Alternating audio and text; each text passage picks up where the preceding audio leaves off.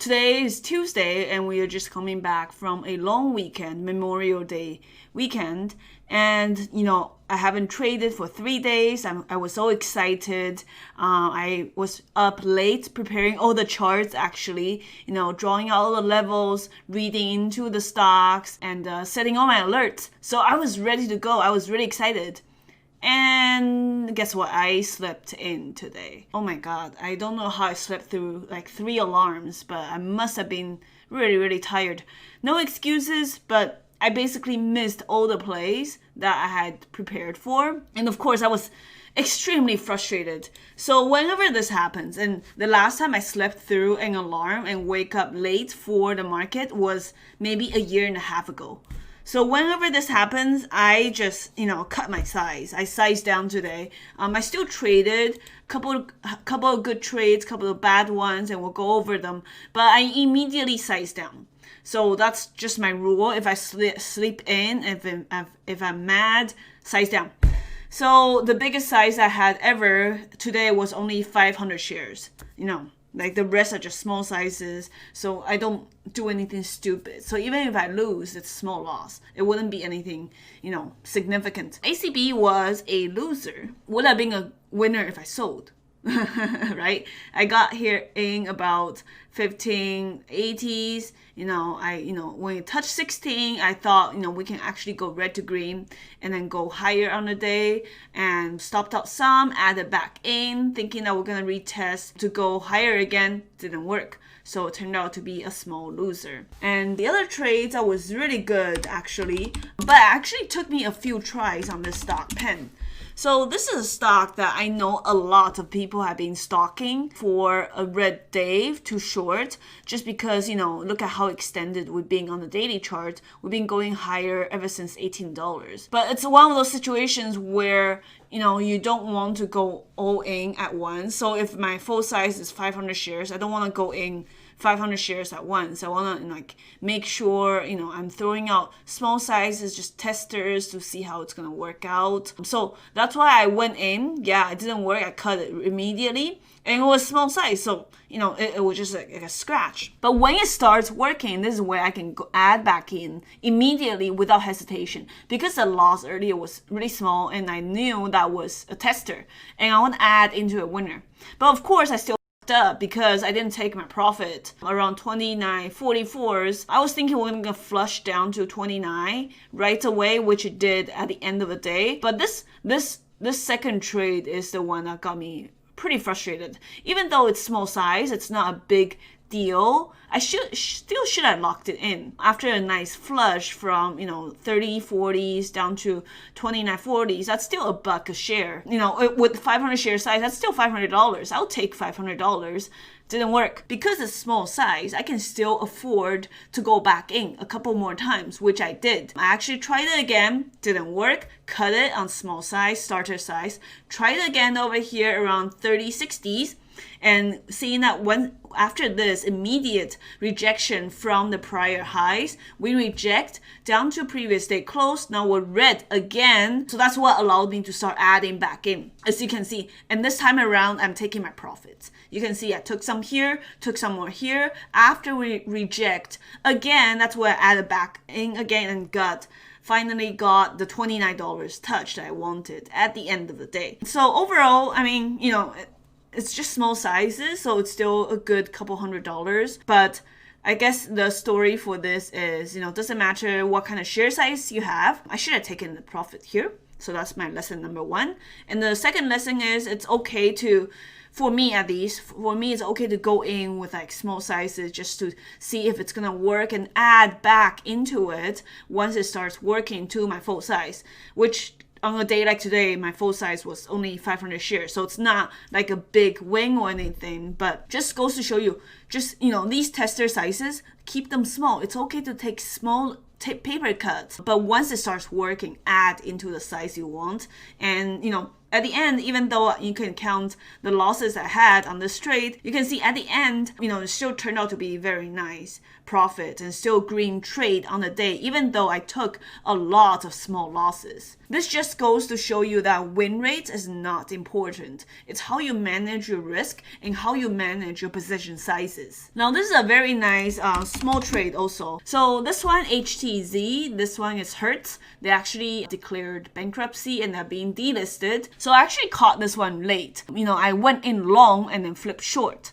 So I longed here around 90 cents and sold into 125, and it would have been nice to got another 20 more cents. Even with small shares of 500 shares, it's still pretty nice. So, and then actually flipped short. I only got filled 100 shares short on this, and I want to add. So after I covered that 100 shares for like 20 bucks, I re-added here around 79 cents, covered into here, and then add a short again, covered into here.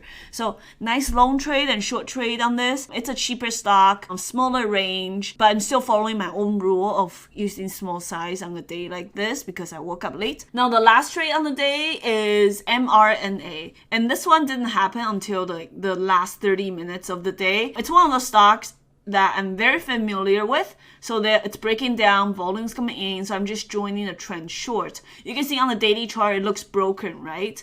Well, broken charts like this, they tend to go lower. So that's really the idea behind it. So this one, I joined short after seeing the volume coming on the short side, on the selling side. Shorted, cover some, reshorted, cover into here.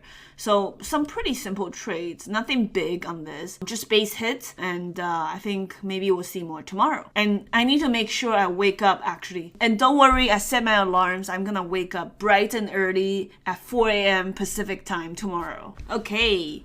So HTZ was the first trade of the day. I was long this early, started pre-market, and of course I wish I had gotten more because I was thinking we would only be able to touch $1 or $1.05. I did not expect this kind of push all the way to basically retest yesterday's highs, as you can see on a daily chart. But I was out by this point. I sold some from pre-market, sold some more here and missed the sell here. But up here is where I started scaling in short. Small size at first, short, because obviously the top hasn't been set yet. And we can possibly see a retest yesterday's highs, right? Around 150s. And this is where I added. And once we confirmed, started adding back to full size and covered into the flush, added some more and covered into the fade. I had a little bit more on, and midday I added some here thinking that we're gonna retest once and a little bit lower later on, but since we held VWAP into the close, that's why I covered up the rest of it. And we'll see if there's more upside or downside tomorrow, depending on whether we break above 150s or not. So that was the first good long and short trade. So GRNQ, this one was short midday for like a tiny scalp. I located some pre-market, but I just kind of started selling off from $2 down to 150 and eventually to 137s. I'm sure a lot of people were caught off guard with this midday reclaim with this volume surge. And and in hindsight, of course, I should have longed instead of going short, but I don't know why I didn't long. Would have been a much better long in terms of setup wise, but didn't long it. I scalped a little bit short, just tiny size, and was all out and before the squeeze. So should have flipped long now that I look at it. Now I'm kind of pissed now, but we'll see what it does tomorrow. This is a loser on the day, Mark. I was shorting this thinking it's a similar setup as the GRNQ trade, but it didn't work, right? You can see it was really strong and we spiked even higher, but it got stopped out here around 340s. So I probably lost about 10 cents.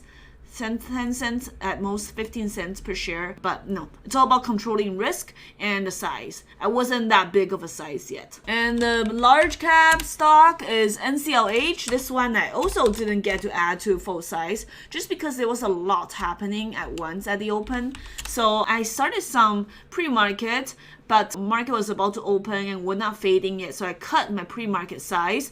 And once we reject this level right here, 1780s, that's where I started back in short Didn't get a good size as I had wished I should have, but it is what it is. Shorted here 1770s, covered some way too soon 1750s, and then the rest around the 1690s flush. So it was still nice little win, even though I didn't get size I had wanted. Still, base hits adds up, right? Another big trade for me, NVAX. So this one, it's another one of those I shorted very early on. We failed previous day's close very early on. Didn't catch it up here, but I caught the bounce right here around 45 and then 46s, and then shorted and then covered into 44s, re-added because it was so weak, and cover some more, and this would have been the place I should have added. But no fill, was too slow on the hot key, so it is what it is, and covered the rest of it here. And I re-shorted some, thinking that we might fade off near the end of the day. When we didn't, when this held, that's what I covered up and didn't want to swing anything overnight. ESEA, this is a really big trade for me on the day. This used to be a former runner when it was in the shipping sector in like 2016. This was an amazing stock to trade back then. But now, if you look at the chart, it's been like diluting since a lot of reverse splits back in like hundreds. But this is one of those stocks that every time it spikes, it just craps basically. So I don't want to loan the stock. Shorted here $5, cover some more, re-added. This is not a good add, so that's why I covered really quickly and added more on this push to retest 410s VWAP, and it was a little bit scary here. I'm not gonna lie. This would have been the place to add, but I was at a size where I didn't want to add anymore. Actually, if it held the 430s, I'm gonna cut my loser and not gonna give back any of the gains from up here. But we flushed and I covered some and covered some more, and I left a tiny piece for like a potential all-day fader, covered right here. So pretty nice trade, adds up to the day, even though it wasn't that big in comparison to NVAX and HTZ. So while people were busy with ABIO today, I would just stick into what I'm good at, stick into what I know best, which is mRNA. And today I actually loaned the stock. I know I haven't loaned the stock for a long time, ever since over here, I think on this day when they had the pre-market run up to like almost $100. I loaned the pre-market. Ever since, just been selling off. So ever since, I think the past few days I've been shorting it. But today is one of those days where I felt like, okay, it's overly extended to the downside. And there was some news coming out about a brand new partnership or something like that. So I actually loaned the stock and did pretty well on it. But of course, there's always room for improvement because, as you can see, I loaned it here, sold into the push, which I'm happy about, and was really ready to get back in. As you can see, got back in, had a really nice entry, and I wanted to see the stock higher. I think this was gonna do this. That's why I added back, and then I set my stop too tight, and then I was stopped out. And literally right after they stopped me out, the stock took off from 55 all the way to 59. So, obviously I'm a little bit frustrated. Well, not a little bit. I'm quite frustrated, but just something I have to work on. So I'm gonna be doing some back testing this weekend and see, what exactly was the problem. Whether I, the second entry should have been, lower, or or maybe I should have gotten back in over here. We'll see. I'm gonna find out this weekend. But long trade here, pretty decent profits. As you can see, I started loaning already right at the open around 53.70s and sold into 54.70s and then 55.30s, and would have been nice to catch the rip to 59. But I missed the upside, but I did get back in on the downside, on the sell-off, right? Because this is one of those stocks that every time it rips, it has a pretty decent sell-off to the downside. Shorted here, 58, covered some, re-shorted here and here, added into my winners, and shorted on the flush. And one tiny scalp over here. Didn't have the best executions, but still decent gain on this. So long the front side, short the back side, and leave the rest of the midday grind alone. So I'm really happy about this trade. The other trade on the day was PHAS. This one I started a little bit early, pre-market. Didn't get the size I want because it literally just started tanking pretty early on without any bounce. This is just misprints. These are not actual transactions. These are just misprints from pre-market. So got in here, just small size, started early because I was expecting it to bounce to 7.80s or even $8. We never got that. So shorted around $7. Covered some before the market opens, and still have some final piece, and then in hindsight should have covered into 580s, but we finally got the rip we wanted. That's why I reshorted here, covered here, and covered here. Still missed the 590s flush or whatever, but I was really happy about leaving this alone and taking the meat of the move on second entry, and I didn't get squeezed out like over here. Now the final trade is a very small winner, GNUS. This is not one of those stocks I usually trade. I don't like to trade these super low priced stocks that came from 50 cents. But I caught on the news that they filed for an offering for 30 million, and that's what caused the stock to tank from 260 down to 160. So when we're shorting a bounce, I need to be a little bit more patient on the bounce, especially with the stock like this that's really low price, where there's a lot of novice retail stuck in this. So the first few entries were not great. The better entry was up here around 2.15s and added into the winner around $2. So I need to work on my entry for this part, but the good thing is I didn't have much size. I couldn't locate that much, and it's just one of those things where it's in the afternoon where I just wanted a small win to end the day. So shorted some more here, had about $2 average after the re-entry up here. Again, not the best entry. I know that. I need to work on that. And also not having the best entry, and I was so greedy too. Like I didn't cover into the flush. I didn't cover into this flush. You can see the covers were not great as well. I covered some, re-shorted, this should have been the place where I take it, but I was thinking we're gonna retest the lows. We didn't get that, and I covered everything at the end of the day. So ended up just being a tiny winner, nothing big. So a lot to learn, even from the winners as well. So lots of action on this Friday. It's not often that we see so much stocks running to upside, downside. There's a trade for both long and short. So let's start with the loser on the day, PHIO. Actually lost money on the long side. Not a good read on the stock. I was thinking that it's a low float. We're gonna retest potentially to $6. But you can see I actually lost money on this. And after this fails, that line around $5, I cut my trade and then I went short and made money on the short side. But overall on this ticker, it's still like about break even, long trade here and then shorted here, covered, re-shorted, covered somewhere here, and I was all out. In hindsight, would have been a very big trade had I just held it to the end of the day for a $3 fade. But on Fridays, I prefer to just take the meat of the move and move on. The next trade, I actually made more money on the long side, and I went back in for the short SNOA. This one was up on some data news or some coronavirus. I forgot. After a while, all these news headlines, they all sound the same, right? I'm actually long pre-market around 13.30, sold into 14s and then 15s again. Re-longed it again pre-market, but with much smaller size, since the volume just wasn't as strong as earlier, and actually cut my loser on the pre-market.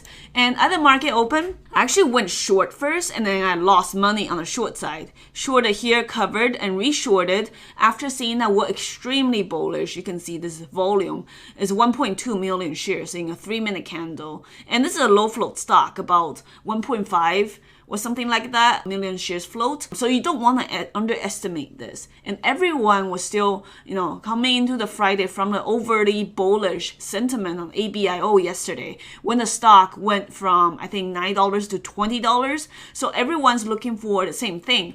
So as a short, if you are shorting, that's fine, but you want to wait for the backside to short, right? So I actually lost my profit on the long side after covering the short, and I went long. And that's why I longed it here, sold into the push, selling some more. And I actually had a final long up here around here and sold into 1950s, and I was all out. And I tried another long here, but just felt kind of sketchy, so I bailed out really quickly. And you can see, and after that, I tried another long here, didn't work. That's why I started feeling short.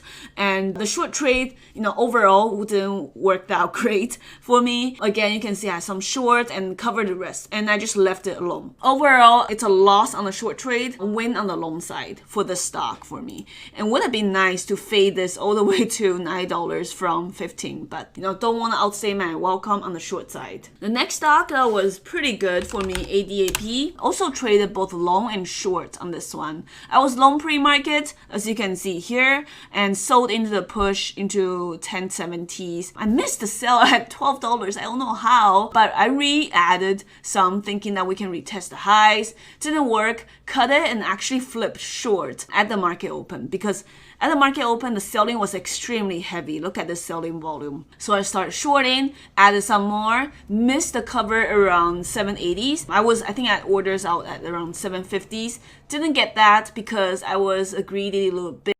And I covered all my short here. And this is where I was thinking that we are trying to retest VWAP and actually wanted to go long. I tried twice, as you can see. The first time, the long here after the cover didn't work, so I cut my long right away. But after seeing that we're retesting VWAP again and the volume was really strong, as you can see, I used volume as my key indicator and I went long, sold into here, long some more, and sold into $10. And I was out by this point, stopped out. So actually I made better trade on this one on the long side than the short side. The short execution wasn't as great. And this is where I left on break and came back and longed a little bit more here. As you can see, very similar setup as before. Longed here around 1020s, $10. Sold some into this and then selling more after we break out above VWAP and went back and gave back some profit. But overall, very decent trade on ADAP. This stock, the key factor is that they actually had positive news data and they had conference coming up. And also the stock was very easy to borrow. You can borrow the stock short everywhere. So as a short seller, if you're shorting easy to borrow stocks and they have good news and good volume, that's a key indicator for a blow up. So I went short, yes, but I didn't stay short. I actually flipped long and made more money on the long side on the stock. And also, very last trade on the day, I actually have ABIO short. It was extremely hard to locate the stock short. So I didn't have much size on, but still decent because the stock gave us really nice range. I had some small shorts on around $14 pre-market, added into the push around 15, covered into the flush around 1350s and then 1260s, and I was all out. Again, I don't want to get chopped up in the midday grind, and the stock is now fading. This is the stock that everyone was very extremely long biased yesterday, as you can see when the stock ran from 7 to 22. So definitely in a market where you can make money whether you're long or short. Hey guys, thanks for watching. I hope you enjoyed the video and the bad jokes. If you want to see more day trading content, make sure to subscribe and follow me on Twitter and Instagram for more. If you'd like to trade with me daily and get my free weekend watch list and trading journal, make sure to check out the links below for more resources. Stay green, stay positive, and I'll see you guys next time.